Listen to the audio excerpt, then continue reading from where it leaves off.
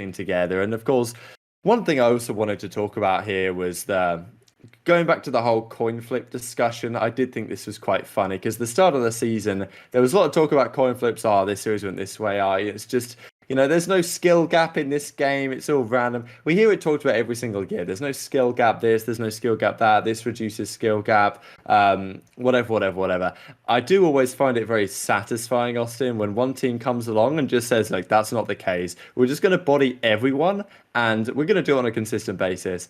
And that's what you guys are doing right now. And it's great to see because I think a lot of the teams that maybe have that mindset at times. I think that some players have a mindset of, oh yeah, we just need to turn up on the day. You see players always talk about it. They lose a series and they're like, oh yeah, it just wasn't our day. We just didn't come out hot or whatever. It's like, what does that mean, right? Like maybe just play better. I don't know. Like, what do you want me to say at that point? But I just see a lot of these things that tend to come up with them and the players, it just wasn't our day or whatever that means. Like, and then at the same time, you've got players that are just completely bossing the league. And if I was like a player on one of these lower tier squads, or if I'm an amateur player, I think Parasite maybe said it on the flank actually, the fact that you're looking at FaZe and you're like inspired, right? Because they're showing that this coin flick stuff is BS. They can just dominate the league consistently. And if you want to beat them, you've got to seriously revolutionize not only your own individual performance and how much time you're putting in, but the way your team is structured. Because you've got a massive coaching staff, like the mindset is right, the team chemistry is there. I think a lot of teams can learn a lot from how you guys are putting together your team, and it's not luck. Yeah, I mean, I hated the coin flip term because, like, if you look at the odds, so let's say New York plays London tomorrow. Like, the odds would probably be like, what, 65-35 in favor of New York? Like, there are 35% of the times that London would win that series. It's not a coin flip. It just happened to land on that odds. Yeah. And, like, the reason why I hate that so much is, like, if your system is that influenced by you not being, like, 100%, then honestly, like, maybe that's not the right system. Because, like, you should be able to, like, the perfect Call of Duty to build like the perfect system, you should be able to like grind out matches that when you're not 100%, you're still able to compete and win matches, which is like one of the most difficult things to do. But like that's something like we have been striving for literally now 18 months that we've been part of a team. So like that is the ultimate goal. So like when teams say we just weren't hot today, it's like you're just dismissing all of your mistakes and saying it was because you weren't. I don't know. It's so weird, but. Yeah. I mean, sometimes it truly is. You just face the red hot team, but sometimes like you clear cut made mistakes on the map, and then it's like that's just the easy thing to say at the end of the day. So it's kind of weird, but I mean, I think a lot of these teams, obviously, like franchising is very young. You have a lot of new owners in the league, so like management, coaching staffs are not built out, which is going to be something very interesting to see in the next 1 to 2 years. Me, Joey, and a couple guys, Sam Phoenix, I talked to a lot of people about this. Coaching staffs are really, I feel like fans have a really strong misconception of what they do day to day. I feel like it's really weird. I saw somebody say it on Reddit. It's like some people like Joey and Cap get flamed, but then when other teams, when they do bad, like I don't like. Other teams that just don't get flamed. I'm not going to name names, but like you don't see their coaches get thrown under the bus. So it's weird how like fans kind of have like a misconception of what goes on behind the scenes. I think like having 2 coaches and an analyst are going to be like the standard moving forward. We have been practicing now for since November, so that's 6-7 months. I always felt like when you have one coach, like the job of the coach is not really to teach you how to play fundamentally correct Call of Duty all the time. Like you're gonna have X's and O coaches, and you're gonna have more mental coaches, which is something we like. You need 2 sides of a coin. So like Crowder is very like mental. He's teaching all the guys like how to mentally be strong, how to improve like comms, but he's also doing like the X's and O's. Whereas RJ is like really X's and O's. Like I see we just did this wrong. This is like he tries to solve that. So like I always feel bad when there's like one coach, because not only has that coach been doing everything for the team at like every responsibility, but they also are the one voice that team has heard for 7 months, 7 days a week, 2 practices. Is just constantly just that one coach's voice, which is something people don't really truly appreciate until they see it when you have the two coaches. So you hear two different voices. So it's like one practice you'll hear one voice, and the next practice you'll hear the other. It's like a change of pace. So it's not like one person is constantly like berating you. So it's just a difference of opinion, and you can have different conversations. So having one analyst do all like the data work, and then having the two coaches bounce off of each other, I think that's gonna be like the future.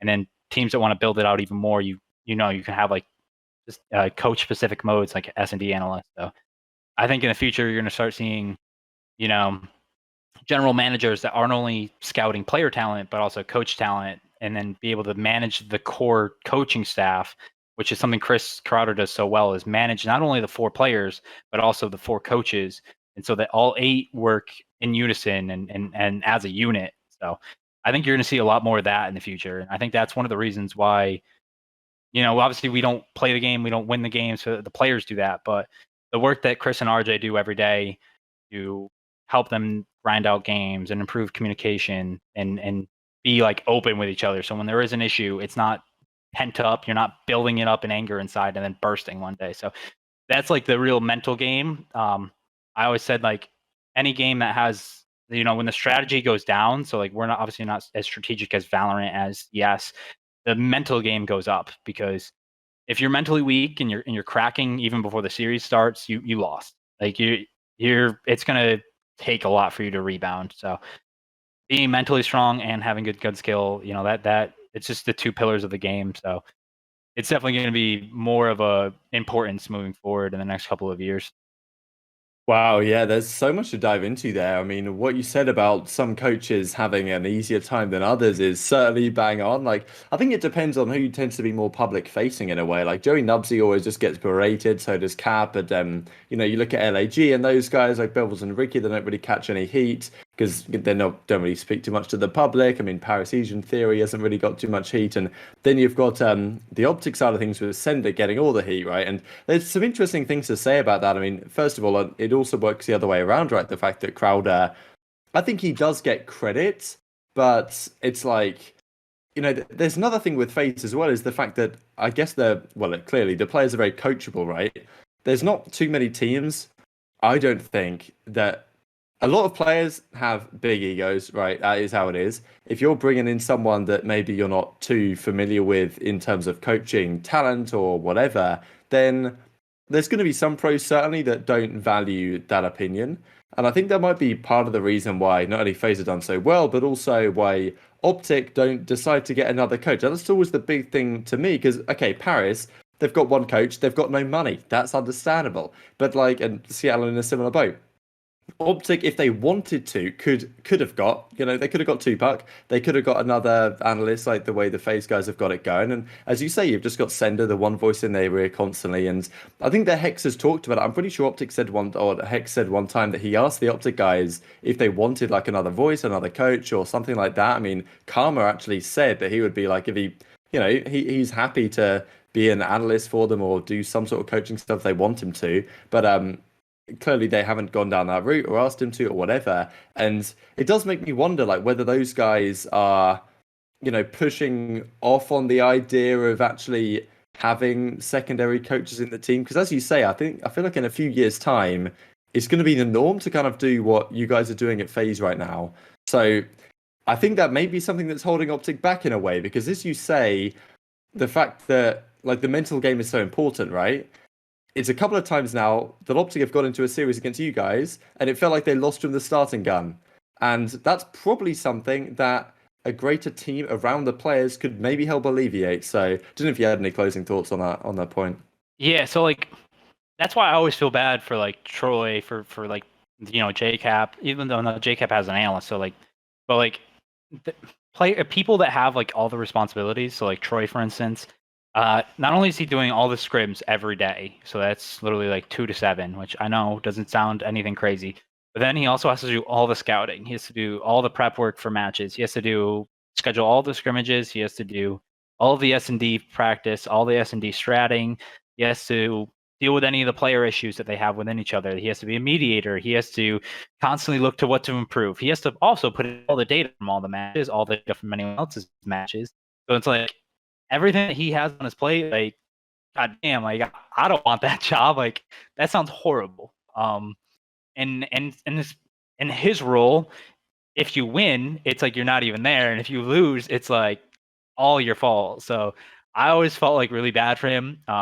Obviously, I think he's a really good coach. I think it's silly to think that you wouldn't get better if you have more help around you, because it would just take more. The way I look at analysts is like, I'm not there to coach. I'm there to alleviate pressure off of, like, you know, Chris and RJ for doing the data. They don't have to do the data, so they can focus on coaching. They can focus on improving the mental. They can focus on that. And then Tupac's there.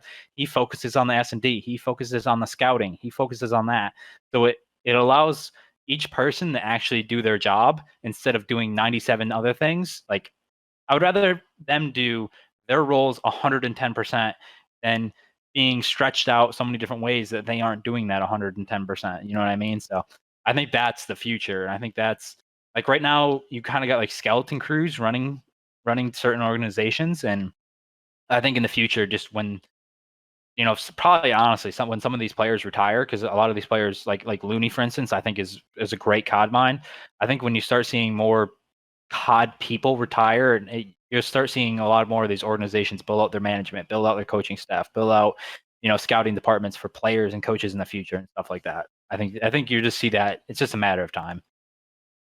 Yeah, absolutely. I think that is another piece of it, right? The fact that there isn't too many competent people to choose from, I think, has been the issue in such a nascent space, you could say, to use what is, I guess, a business term. All you need is someone, you know, who's willing, who does have experience in COD, who's willing to give it everything to bring another perspective, right? Look at you guys watching my streams. I've not had the best of careers, but I have done stuff in COD, right?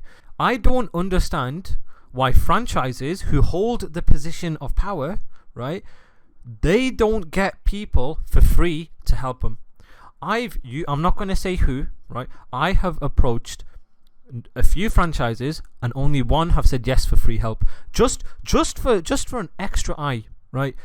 I do this as a passion. So I said, listen, just for experience, I'd love to help you and bring a different perspective. You don't need to use my information or anything. You just need a different perspective. That's fine, right? Then the head coach can use that information.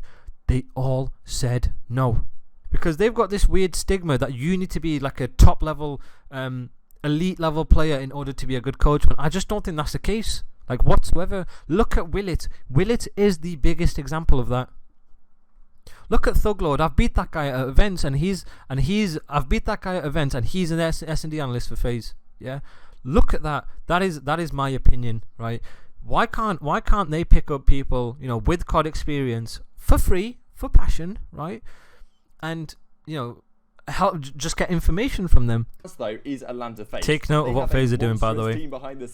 You'd think, you know, because FaZe are so dominant, you'd think that teams would try and implement like what the system that they have. Shout out Austin.